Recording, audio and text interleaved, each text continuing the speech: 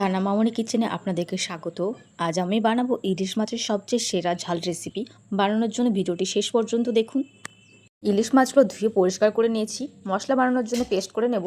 আদা রসুন একসাথে পেস্ট করে নিয়েছি। সাদা সরিষা কালো সরিষা একসাথে পেস্ট করে নেব। পেঁয়াজকে আলাদাভাবে পেস্ট করে নেব। কাঁচা লঙ্কা লাল লঙ্কা একসাথে পেস্ট করে নেব। ইলিশ মাছের সাথে লবণ হলুদ লঙ্কার গুঁড়ো কাঁচা লঙ্কা পেস্ট দিয়ে দিলাম। তার সাথে লাল লঙ্কাও ছিল।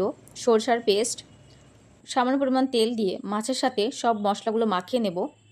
খুব সুন্দরভাবে মাখানো হয়ে গেছে। আধা ঘন্টার জন্য ঢাকা দিয়ে রেখে দেব। কড়াইতে পরিমতন তেল দিয়ে তেলটা গরম করে কালো জিরে শুকনো লঙ্কা পেঁয়াজ বাটা দিয়ে নেড়ে চেড়ে নেব।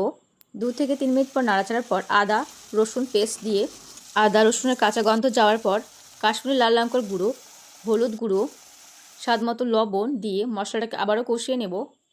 2 থেকে 3 মিনিট মশলা কষানোর পর দেখতে পাচ্ছ মশলা থেকে তেল বেরোতে শুরু করে দিয়েছে। মেখে রাখা মাছগুলো দিয়ে মশলার সাথে ভালো করে মাখিয়ে নেব। একটু সামান্য জল দিয়ে নেড়ে চেড়ে কষানোর জন্য ঢাকা দিয়ে দেব। 5 থেকে 6 মিনিট পর ঢাকনা উঠিয়ে নেড়ে চেড়ে নিয়ে দেখতে পাচ্ছ মশলাগুলো নেড়ে চেড়ে নিচ্ছি। যাতে আলতোভাবে মশলাগুলো নেড়ে চেড়ে নিতে হবে, যাতে মাছগুলো না যেন ভেঙে যায়। পরিমাণ মতো জল দিয়ে একটু কম হয়েছিল বলে একটু সামান্য লবণ দিয়ে চেরা কাঁচা লঙ্কা দিয়ে 5 থেকে 6 মিনিটের জন্য ঢাকা দিয়ে দেব। ঢাকনা উঠিয়ে ইলিশ মাছের ঝাল রেসিপি তৈরি হয়ে গেছে। সরিষার তেল দিয়ে নামিয়ে নেব। যারা আদা রসুন পেঁয়াজ পছন্দ করেন না তারা একবার এভাবে রেসিপিটি বানিয়ে দেখেন, খেতে খুব সুন্দর হবে। নতুন নতুন রেসিপি ভিডিও দেখার জন্য চ্যানেলটিকে সাবস্ক্রাইব করে রাখবেন। ইলিশ মাছের ঝাল রেসিপি যদি ভালো লেগে থাকে লাইক কমেন্ট অ্যান্ড সাবস্ক্রাইব করে পাশে থাকবেন।